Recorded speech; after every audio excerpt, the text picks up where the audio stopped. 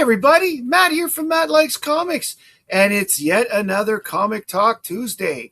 And I don't know about the rest of you, but I'm really excited about tonight's guest. We've got Dave from Four Corner Comics all the way from Instagram with us today. Dave, how are you?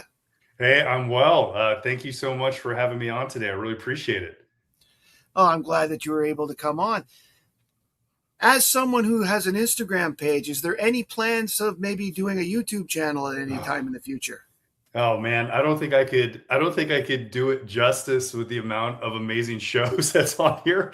And Instagram allows me to actually share stuff just because my time gets a little bit limited. And so Mhm. being able to do something like this is a lot of fun for me because I really admire all the shows that are on YouTube specific to the hobby. So I wish I could, maybe sometime in the future. I think, honestly, in the last 6 months, we have seen a plethora of new channels come out. Mm, And some of them have really struck a chord with some people out there. Like, for example, I use the two examples of Mr. McGroovy and Comic Showcase because mm, they came out and they got, and Lyle too. When Lyle decided to do his own channel, Lyle Hobson, the three of them hit 200 subs fast. They just hit the ground and running, and I was yeah. amazed by how fast that they became big members of the group, and now they're all everywhere. So, Dave, what was it that little Dave liked about comic books that got him interested? Yeah, that's a good question. So, when I was probably around, gosh, it had to be 6 or 7 years old, both of my folks were antique collectors. And so I grew up in an old brick home. My mom curated everything, and including old pulps and old calendars. And so I kind of grew up around it. And my folks wanted to go to antique conventions quite often and wanted to figure out a way how her two boys actually go and be engaged. And so they turned me on to finding Golden Age Superman books. And Oh, so wow. that's how Good I got choice. into it. Yeah, Good yeah, that was choice. the initial step was Golden Age Superman, which was pretty cool. And that it's something, the collector bug that my folks passed down onto me, just connected and kind of never looked back. So, actual comic books, like Golden Age comic books, Yeah, that is impressive. yeah, it was kind of cool. This is not one that I had as a kid, but I brought it for an example because it's a low grade action comics, number 87, and these were the type of books that I would look for because I could afford them. And so when I was a Wow. kid, I would do my chores, do everything, but a book probably back then was maybe like 40 or $50, which was a lot of money for me, and my folks would contribute with the allowance.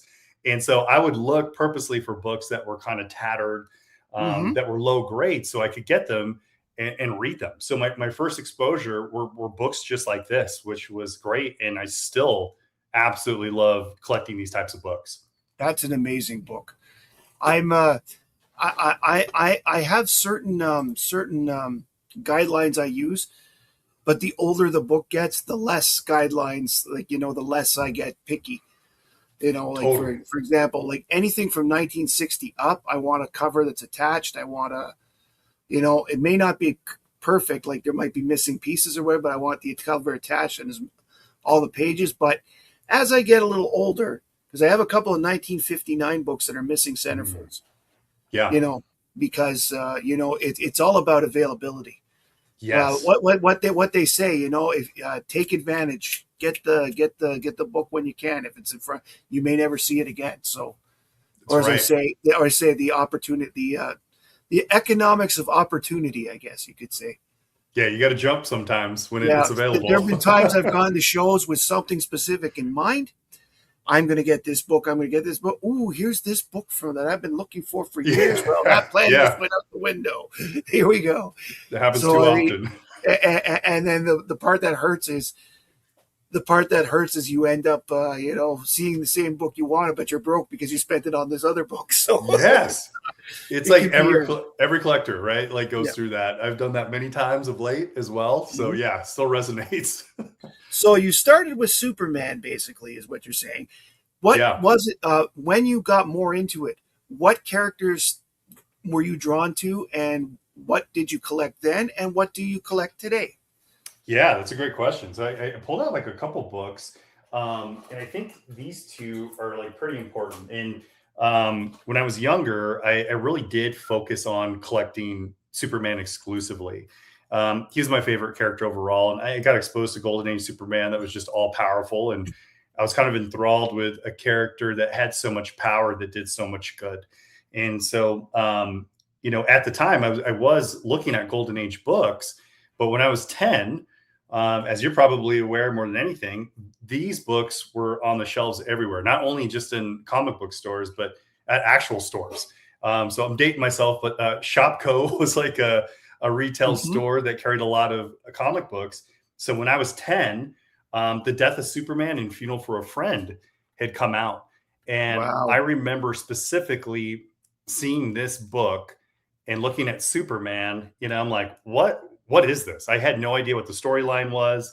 I'm looking at the most powerful superhero that I could ever think of from the Golden Age, and he's dead. And I was like, I need to read this. And so, Death of Superman and Funeral for a Friend is really what got me into the stories more than anything.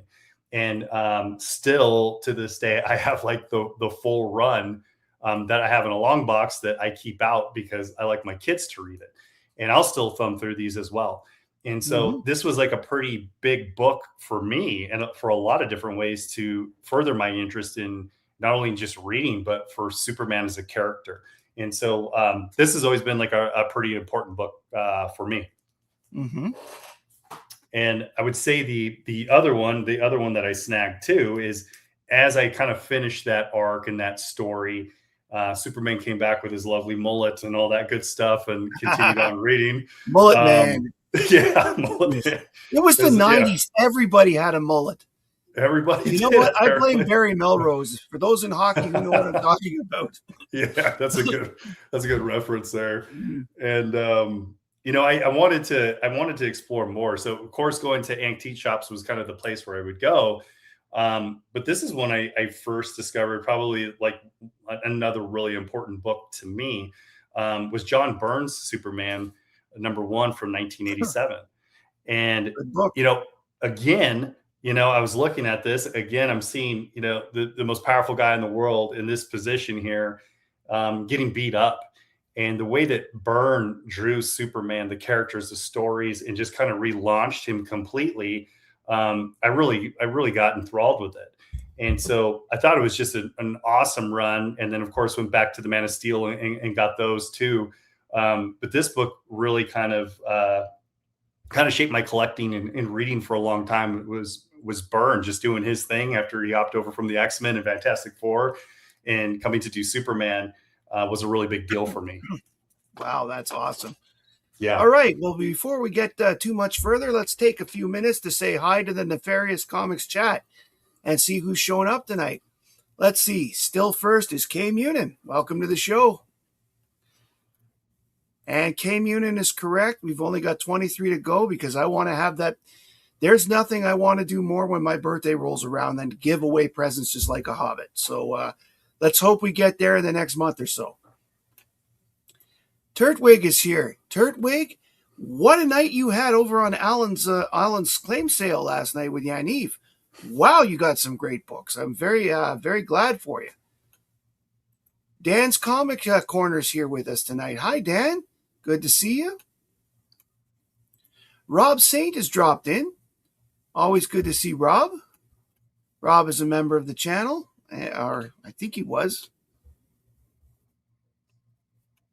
I believe he's I believe he's a member of the channel. So yes, which means he will be eligible for my member quarterly giveaway at the end of the month. If you are still a member or become a member before August 31st, you are eligible to be in that draw. And we had Robbie Josephs is here. Robbie, great to see you. Always great to see you. John Harrison's here. Good to see you, John. And Jeff Jack at Four Color Flophouse is here, another channel member. And Comic Mike is here. Hi, Mike. And we've got discussions. Mark is here for Issues with Archie's Comics. Great channel. If you're not watching Mark has some great knowledge for that niche, for that Archie collector. You should be watching him. And let's see here. Who else have we got? We got a big chat going on. Raph is here from Raph's Retro Comics. Great to see you, Raph. Your video that you put out this week on treasuries is next on my watch list. Lyle has made it all the way from the wilds of British Columbia. Good to see you, Lyle. Let's see. Lau is here. Superman spent half of last movie getting his butt kicked. Yeah, but you know what? Keeps him humble. And face it, if it wasn't for that, we wouldn't get the Justice Gang. Steve White is here. Steve, welcome to the channel. What's up, Steve? And Kenny Numbers has dropped in. Good to see you, Kenny. Kenny was on the channel not too long ago, and that's everybody who's commented. So what we'll do is as people drop in, I'll put their names up and give them a sort of wave, and we'll acknowledge them. And, of course, Dave, I'm going to make you big. As you show books, I'll chime in with comments and questions, and if anybody out there in the chat land wants to have a question asked, we'll bring that up too, all right?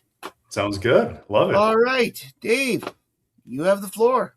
Cool. Yeah. So I picked just a couple books, and it kind of why the reason I picked them was just to kind of show, I guess, just kind of the evolution of my collecting. And, when I started pretty young, I collected for a long time, all the way up into high school.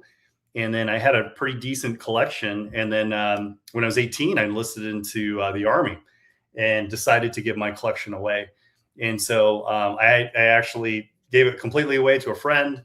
And then when I got out, I didn't collect for a very, very long time. And what kind of got me back into it is my wife. I met my wife, and we started going through the motions of marriage and having a big family. We have 4 kids, hence the name Four Corners Comics is after the boys. We got 4 boys, so if you hear any noise, my apologies. That's a loud house. It is.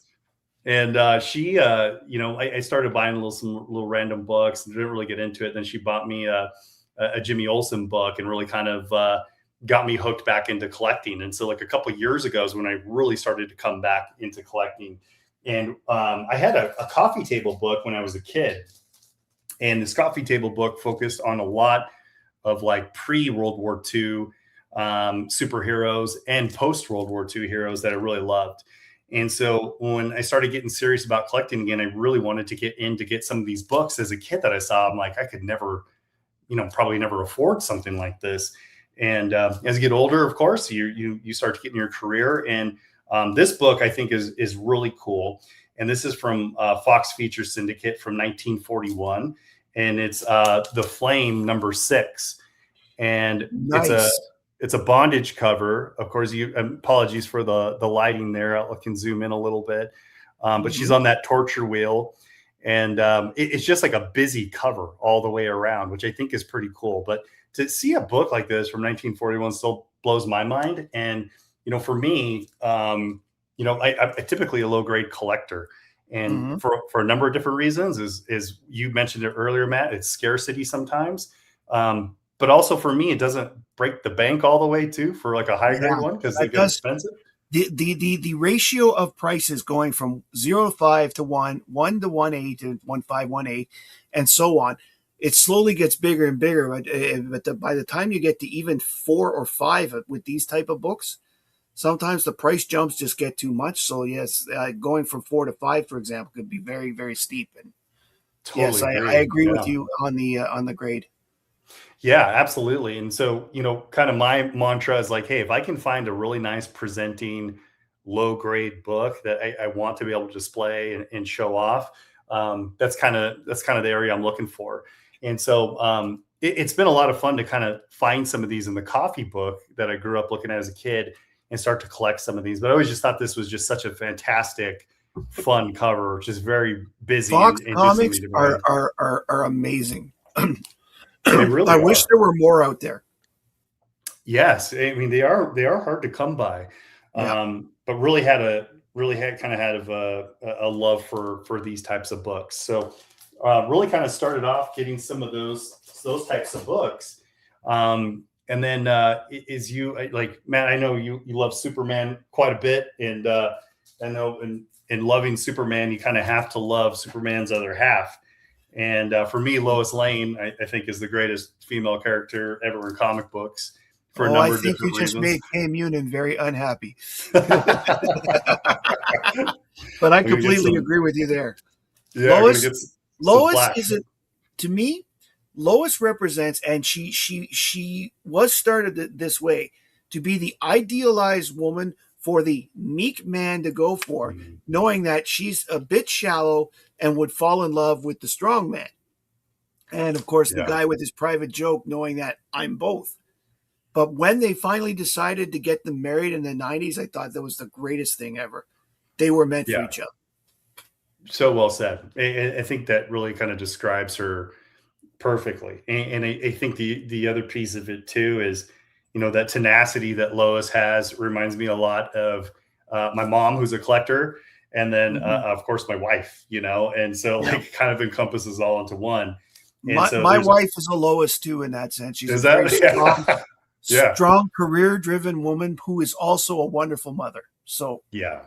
Oh, that's awesome. Yeah. mhm, Well said. And same with my wife. And we're very fortunate to have our Loises, it sounds like. that's right. And this book is really cool. And I'll kind of tell you the story behind it, but it's Superman's girlfriend Lois Lane #1, and this is a Nice. restored book. And again, kind of going back to my philosophy, this is a 1.5 restored book, and it looks absolutely stunning when you It look at it. does. It's a beautiful book, and I found this book on Heritage for a ridiculously low price. I mean, just couldn't believe it. And so I snagged this one. And again, I really believe that restored books have a place in everybody's collection, and for a number of different reasons. And my friend John kind of said it really well. And I'm probably not doing it justice because he said it eloquently, but he compared, comic book art to fine art, and like the Mona Lisa, and getting restoration to keep these things alive and for other people to admire it. And that's how I kind of look at comic books when it comes to I restoration would or agree. conservation. After World War II, and well, even during the war itself, because they would the number of great artists that started in the 40s was amazing. But as things got on to the late 60s and 70s, comic art was a type of its own. It was so popular in Europe, South America, um, parts of Asia, North America. It had come into its own because you had great guys like Neil Adams, Jim Aparo, Moebius, some of those great Argentinian and Brazilian artists that Chonko likes, like all those Yeah. people, Frank Frazetta, Bernie Wrightson, they all made it. It took it to that next level. People outside of comic books, because these guys, some of them did it by painted. They became household names more than the guys that did it from the 40s and the 50s. So Right. Yeah, absolutely. Well said. And I think that really kind of pulls it all together is, that's how I kind of look at it. It's just like this piece of art that really Antarctica. Yeah, there's another one. But I love this book. I think, a lot of us are waiting for Halloween to start again, and it kind of gives me that feeling. But I just think it's just a stunning book. And to get this in a 1.5 restored, I'm like very proud of this book. yeah, And just it was a lot of fun. So I leaned into a lot of Lois collecting. I think I just need a showcase for the full kind of Lois appearances in the Lois Lane run. I think I need a Lois Lane like 7 or something. I can't remember very to cool. complete the run, which is cool. Both Nate and I are trying to get the run too. Oh, that's Nate's awesome. but Nate Yeah. is sorry. Nate is more aggressive at getting it than I am because I'm also trying to finish the Conan run. So, and lately I've Okay. been buying more Conan books as a result. But great That's that's hard. a You got to great run to focus. have. It is, yeah. It's fun, and you really get to see the evolution of Lois, right? And Yeah. just kind of seeing her go through the decades, which is, I think, really cool that you don't really kind of get with other runs as well. And face it, she's a woman of her times. The times that she is, the 30s, 40s, the 30s, the aggressive, almost Snoopy, as they say, girl was the style in terms of the independent woman of the 30s and the Mhm. 20s, right? 40s, very independent because of the war. Women had to be by themselves. But in the 50s, they made her more demure and more interested in marriage because that was what, again, society was like. And then in the 60s, the first half was similar to the 50s, but then you got the liberated woman with that one issue where she rips the girlfriend off the cover, throws it on the ground. Love that issue. She's wearing the mod clothing. I loved it. Yeah, it's badass. Yeah, you're absolutely right. That's what I love about it too. And I think you said it really well. It's to kind of see Lana and Lois and like some of those issues going back, just trying to, marry Superman, and then the 70s come in, and I just love it. Yeah. Yeah, Jimmy's great too. I love Jimmy. Jimmy gets more, he grows up and becomes more of an action. Remember in the 70s, he was the action man or whatever there. Mm-hmm. He was trying to get himself in just as much trouble as Lois was with his camera as well. Yeah. It was good. Yeah. I have a big chunk of that run. I have a good friend, Bill, who's trying to finish it. And I kind of have helped him kind of work towards that goal because he's got far more than me, but that's a really cool run too, I think. So I Lois was like hot on my mind last year. And then also what happened, a big change for me in my collecting is I never ever got exposed to pre-code horror. And as I started, when I first started my Instagram page, I was really just ignorant to the size of the community. And I didn't know that it was so large. And I was like, I'm going to start an Instagram page. Maybe I'll share some of the books that I have. And then I was just floored with how big this community is. I had no idea. I was ignorant to it. And I started my Instagram account, I think about 2.5 years ago. And so I was blown away, started meeting people. And then when you start to meet other collectors, you get the influence in there. And there's a great guy in the community. His name is James Green. And his handle is called the Shawshank Collection. And I've seen him. I think I follow him. Yes. He's a phenomenal guy, really humble, really smart, really has a ton of history into pre-code horror. And he started a giveaway on his channel, and I ended up winning one, a Sodi book, a Seduction of the Innocent book. And that kind of took me down the Sodi road a little bit. And then he started posting about these Senate books called the Dirty 2 Dozen. I was like, what are these? And I actually got the picture right there. And they were the 24 books that were displayed in the Senate hearings in 1954 on juvenile delinquency. And I started learning about those, and I was like, I want to get a couple of those from a history perspective. So this was the first one that I bought. It's Tales from the Crypt 42 from EC Comics. And this was the first one that I got. And what I really loved about it is I love those bonnet stamps, and it kind of goes right across right there, the trade dress, which I thought was really cool. I think that stamps, like date stamps, etc., actually add character to the book because it actually adds a little history. Yes, it takes away from the appearance overall in the sense of, taking it from a 9, you can't get a 9. But when they were using date stamps, those are rare anyway. So, yeah. I love seeing the date stamps. I love seeing the history behind the books. I totally agree with you. I actually look for books with bonnet stamps. I love them. I think it gives it so much character. And, this one I really love, not only because it was the first Senate book that I ever bought, but also just having that stamp. And it's just a cool book. And this was the first pre-code book that I ever bought. And what I got really influenced by it, and I ended up collecting all 24 of those books last year in November is when I finished. And that was the most fun I've ever had collecting, because it was my fear was that there weren't going to be enough of these books to be able to complete the 24. And so I think all of us collectors sometimes fall into the fear of missing out, the FOMO, and then trying to stay focused.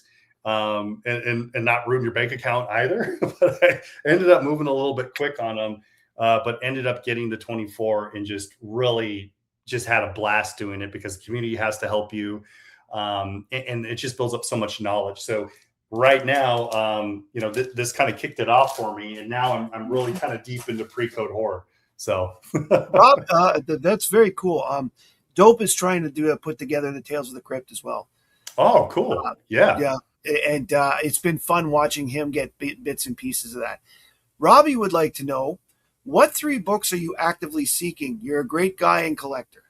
Oh yeah, Robbie is just such an awesome guy. I've had a lot of opportunities to talk to Robbie online, and just a phenomenal collector and an incredible collection too. So I always love looking at his stuff. So Robbie, And a really nice very, to see you. very, very generous benefactor to the comic community. Yes, like just an awesome person all the way around. So right now, I'm thinking about a couple books. One that I want right now is Crime Suspense Stories 22. So I'm looking for a copy of that one. That's kind of the pretty well-known book, the Crime Suspense Stories, where it's Yeah. decapitation cover. That's pretty brutal. That was That's in also, good taste for a horror comic, according yeah, yeah. to Bill Gaines. Exactly. Yeah, Mr. Bill Gaines made that one pretty, and his response was hilarious. He wasn't feeling it that day, I guess. Not a great answer. But I've been looking for a decent copy of that. So I'm kind of excited to find that this year. The other one that I'm looking for right now, I'm looking for a nice copy of Archie 50, kind of that quintessential like good girl cover. So that's another one I'm hoping to find. And then the other one, I don't think I'll have a problem finding it. I'm just kind of working on timing to make sure I don't overdo it. But Archie 50 is an example of why God likes us, because he helped us invent sweaters. yeah, exactly. Classic headlights. Like Yeah. it's just such a. I collect Archie as well, so that's a great one to have in the collection. And then my current kick right now is the Beyond, which is another pre-code horror run from Ace. And so I'm looking for a nice copy of Beyond #1, which is pretty cool. So those are the three I'm kind of naming for right now. That's another company, Ace Comics, that you don't see a lot of books from, because even though they were very prolific, you still don't see a lot. You're exactly A lot. right. No, I mean a lot haven't survived. Yeah, absolutely. And when I started getting into collecting pre-code, after I finished the 24 books from the Senate hearings, I started looking at some of the books that were on that poster board. And there's two right now that I'm working towards. And I think it's always good to have a goal when you're collecting, of course. But the two runs that I'm collecting right now, one of them is Beyond from Ace Periodicals. And so this is one that I just recently got from my good friend John, Wow. who has a phenomenal collection. And he's just a great guy that is an incredible hunter that can hunt down books that you think you would never be able to find.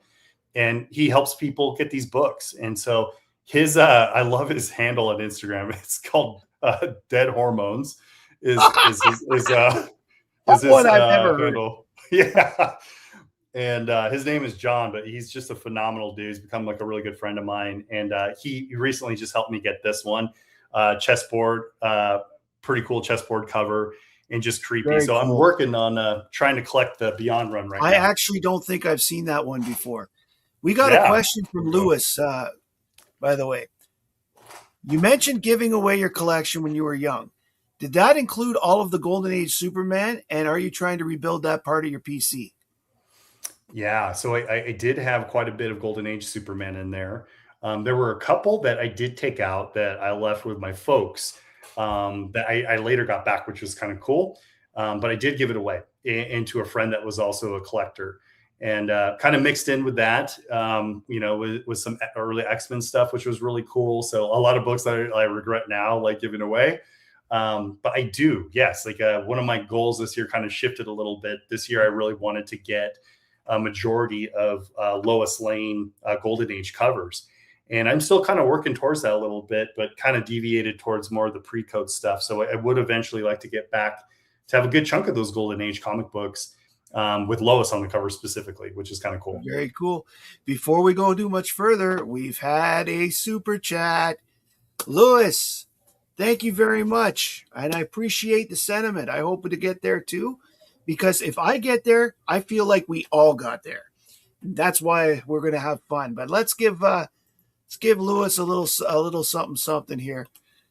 Let's see. I have a couple of new ones. Let's In the whole wide world, Mr. Black. I want you to treat Mr. Black. with the same respect you would give me. thank you, Lewis. All right. So what have you got for us now? Because now you've really piqued my interest. Sure. Yeah. So the Beyond is one that I started collecting, and again, there was a book that was part of the Senate run. It was Beyond 25, and so that kind of got me hooked on the Beyond run. And of course, another buddy of mine named Troy, who is currently collecting the Beyond run, who's ahead of me in front of that, and I'm trying not to keep pace with the guy because he's got such an incredible collection of it. But there are two books in the Senate run that come from another Ace Periodicals run called The Hand of Fate. And so I had two of them, and those ones are really hard to find. And so I said, well, why not? Let's try and complete this run too. So in tandem with the Beyond, I'm collecting the Hand of Fate run. And so that's this gorgeous. It's a really nice copy, and it's the Hand of Fate #9.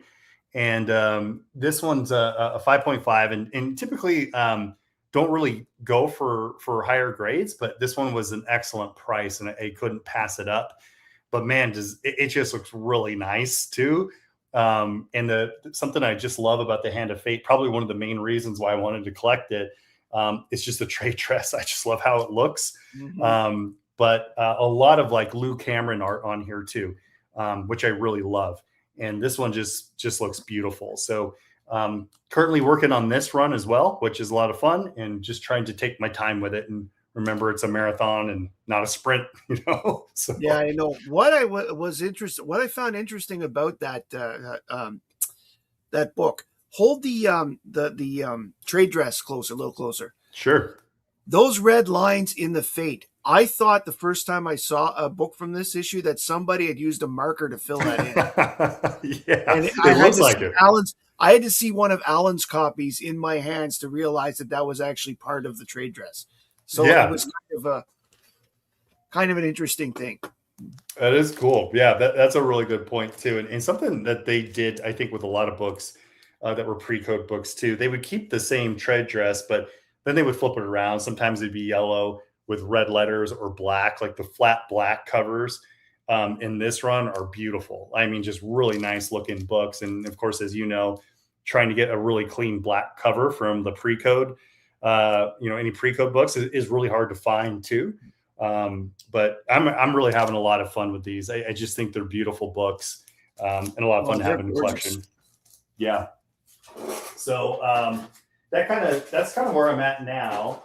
And then I also wanted to show this one because I know you're a fellow Lois lover, of course. And I found this book for a great price, and it's kind of the classic yellow cover Superman books.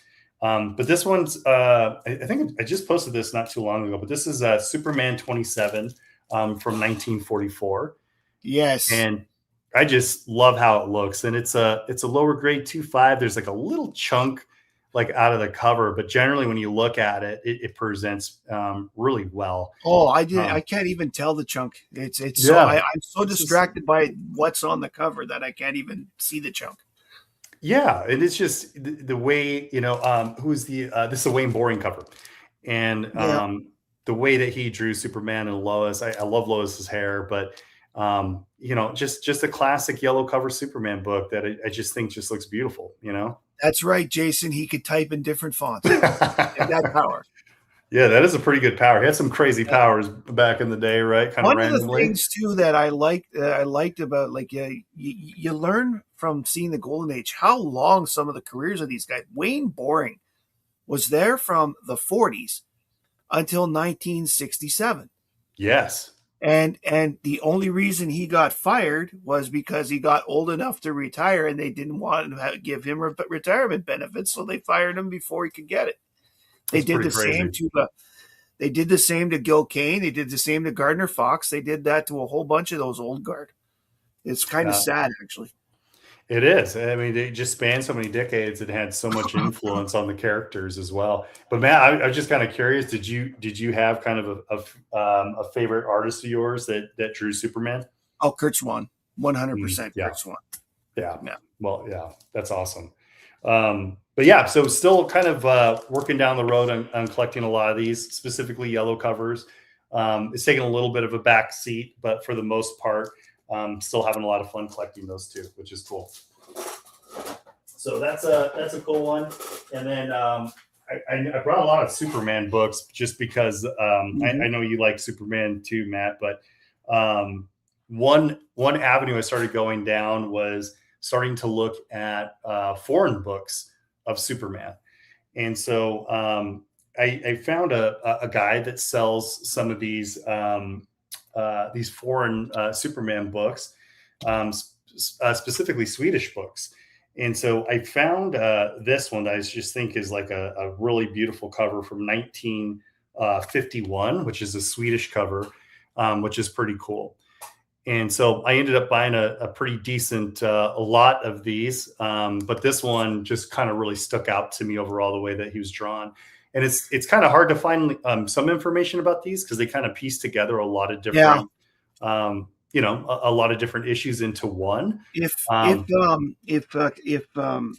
Cohere from Denmark was here, we'd be able to at least get some information about this sort of stuff. But yes, he's not here tonight, so. Yeah. And really it was just kind of using AI to kind of translate a lot of the stories and look inside. And, it's really like inside the panels are really gorgeous too, because they're mostly done in red. And something that I have found about the paper qualities of these as well, it almost feels like felt, which is really interesting. So it has a different feel to it. They're slightly smaller for the most part, but I mean, the colors have just been phenomenal, and the insides are really beautiful too.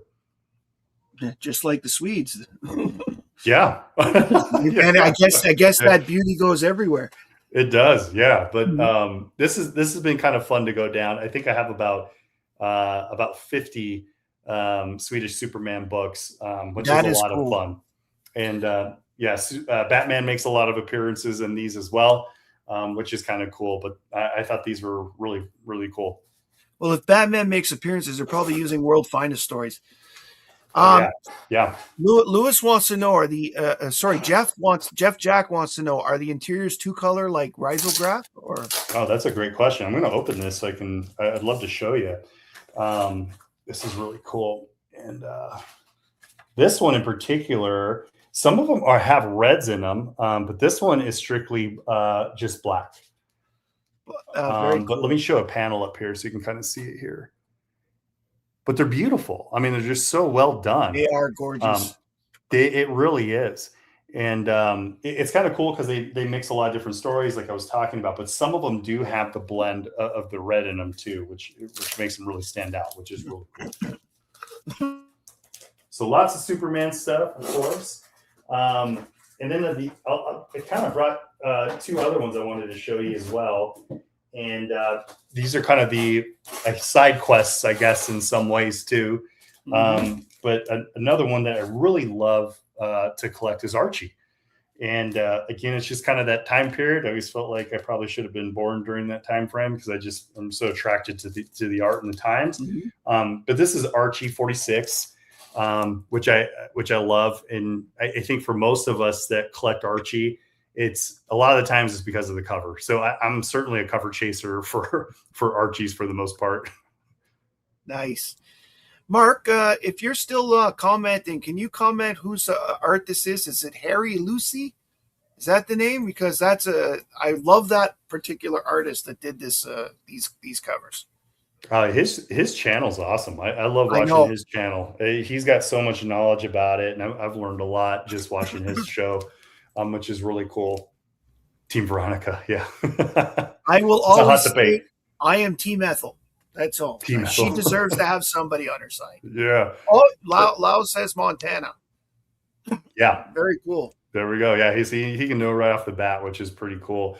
And I think the cool thing about Archie too, there's a lot of different runways you can go down. There's a lot of forks in the road. Like Ginger was like another one that I really like, which I thought was kind of cool and well done. Wilbur is one that I also enjoy grabbing too. Man, there were a couple of gingers. There were a couple gingers on the claim sale last night on Alan's channel. So I don't know if they went or not. I don't remember. Yeah, I forgot the name of someone just popped up, but yeah, I follow him on Instagram. Yeah, Archie 1 through 100, which is phenomenal. That is a hell of a picture. Yeah, the picture he has on his Instagram is incredible. I think I Yes. saved it just to look at it, which is pretty cool. So really hot on Archie's, and then the other thing that I've gone down, and I think this is I can pull up some other ones, but the other route that I really love is Pulps, and for me specifically, it's funny. It's I found this this Pulp in particular, this run, and it's Rafael de Soto did a lot of the covers, and a lot of these are on a black background. And Mm-hmm. in higher grade, of course, they just pop a little bit better and they look a lot better. But this one is Black Mask 309. There's a lot of volumes, of course, with Pulps, as you know. So it's volume 28, number 3, but it is a Rafael de Soto, and it's just called the Black Mask. And really Very just kind cool. of fell in love just finding some higher grade ones of these, just in particular. So I really just enjoy kind of grabbing these. I have a few of them. And I'm trying to find them in a little bit higher grade, but I think they just tell such great stories all the way around, and a huge part of the history of what we do, as collectors. I could see myself in that time period, sitting down with the radio on, reading the Pulps. Yeah. Honestly, I'm a big fan of radio, always have been.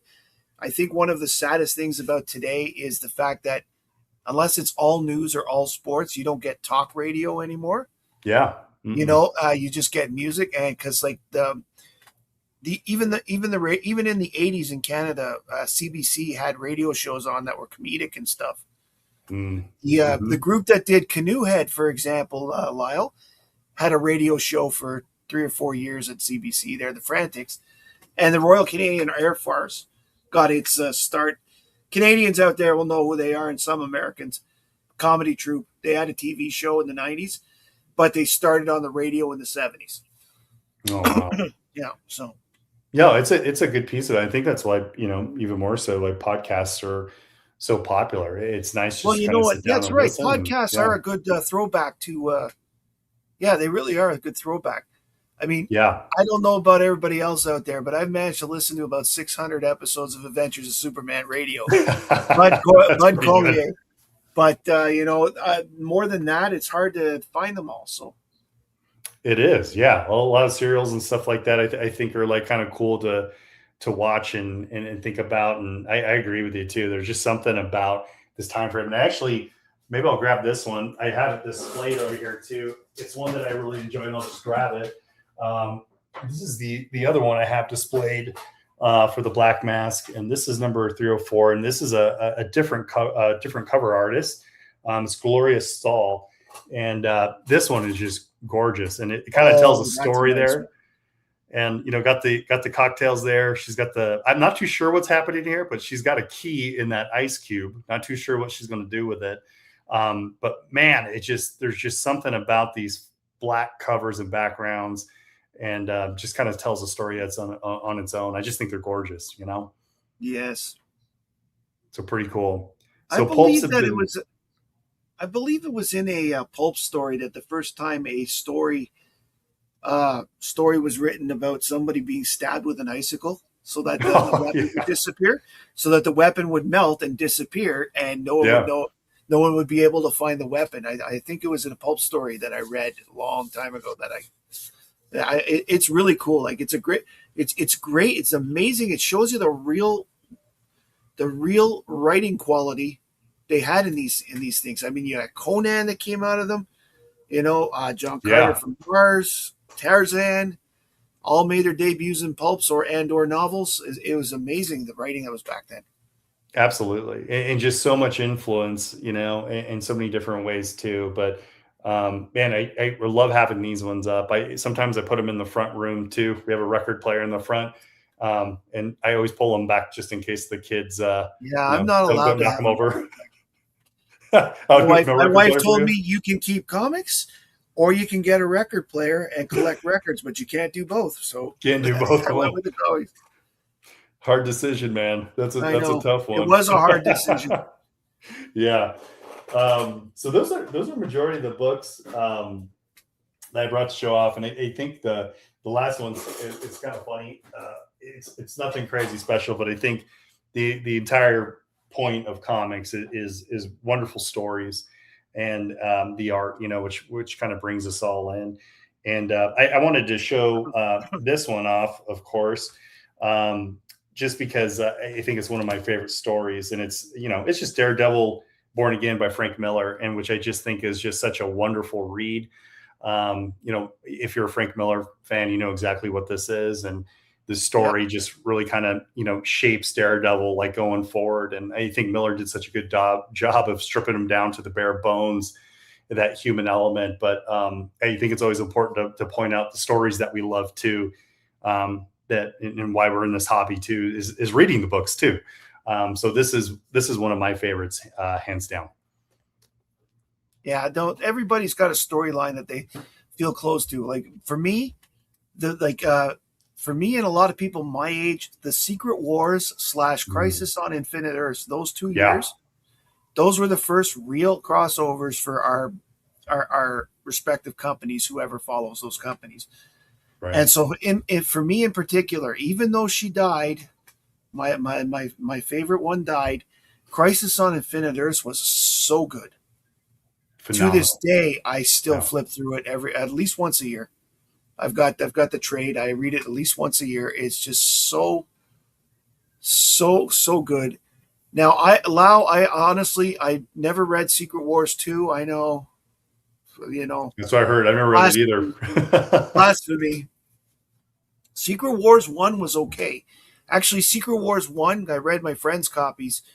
It actually introduced me to a lot of Marvel characters that I didn't know before. So, yeah. And I always liked the writing per se because Jim Shooter was involved in it, and Jim Shooter's writing I've always liked. Whatever you say about the man as an editor, or as someone who did a blog for the longest time with some really weird crap on it, he was a fantastic, personable man in person, and you could tell a great story. So. Yeah, that's where my gaps are. As you can probably tell, I really kind of grew up, reading mostly like DC books. Yeah. And so like I have a pretty good gap in knowledge on the other side of it, but a huge fan of the movies, of course, too. So my next question for you is, where do you see your collection going in the next few years? Yeah, that's a good question. I think I'm trying to get more curated. I think I really like the completion of runs, in challenging ones too, which I think which adds to kind of the fun of collecting. And so that's what I'm trying to do. I love to have, just kind of those side quests, of course, of specific books. But I would love to get an Archie run in, a lot of these pre-code runs in too. And so that takes a lot of time, and that'll keep me busy, which is good. Or else I'm just kind of shooting at the hip buying stuff, which isn't too bad, but I like to have a goal. And so I think we continue to kind of collect some more romance is something I'd like to get into a little bit more as well. Have a couple of Matt Baker books that I love. So if you're not picky about your romance, 60s, 70s romance is actually quite cheap. I find Charlton and later DC Silver Age, Bronze Age romance in the $5 bins all the time. And they're beautiful. And beautiful, gorgeous books. Yeah, you hit it spot on. You do have a couple. Here's one from 1973 that I picked up recently. Oh, yeah. As examples of Charlton. It's called Love Diary 84. There you go. They're beautiful. Yeah. They're just beautiful. So yeah, I agree with you. It doesn't have to be in a hard to find run. I think it's kind of a challenge, but I like seeing the completion of things too, which more and more I'm kind of gravitating towards. So, although there is one challenge I would like to see somebody out there show on a channel once. I'd like to see if somebody can find a 9.8 Charlton book. Because they are so epically fall apart so easily. I would love to see that. That would be a challenge. Yeah, no kidding, right? To see that. Yeah, I don't even know if there's any out there. Yeah. So. Well, I want to, before we wrap up, I really want to tell you, I really enjoyed tonight's show, Dave. This was a lot of fun. Thank you. You have some great books and some great stories that go with the books. I was very I'm very happy that you made it on the show. Oh, thank you for inviting me. No, I appreciate that. And for everyone out there that's watching this on the rewind, if you didn't catch the beginning, I'm hoping to have the big giveaway soon. Everything is lined up. Everything is ready to go. I've got 9 prizes. There's going to be 2 things. You're going to have to be a subscriber to the channel, and you will have to be at the broadcast. I'm going to try to do the broadcast at 9 at night so that more people from the West Coast and can join in, or I'm going to do it on a weekend afternoon so that people from Europe and everybody can join in, is what I'm going to try and do. Those are the plans so far. I'm still working on when we get, naturally we got to get to the 1,000 first before I finalize them, but I've been in contact with all the artists. Everybody's got the pieces, they're expecting it. I've got the gift cards ready to go, and I've got the piles of comics ready to go. So we are going to have fun. Dave, once again, thank you for joining us tonight. Everybody, if you're not doing anything, go check out Nate over on Hall Yeah Comics channel. He's got the Tuesday night hangout. Thank you all for coming. My name's Matt. I like comics, and I hope you do too. Good night, everybody.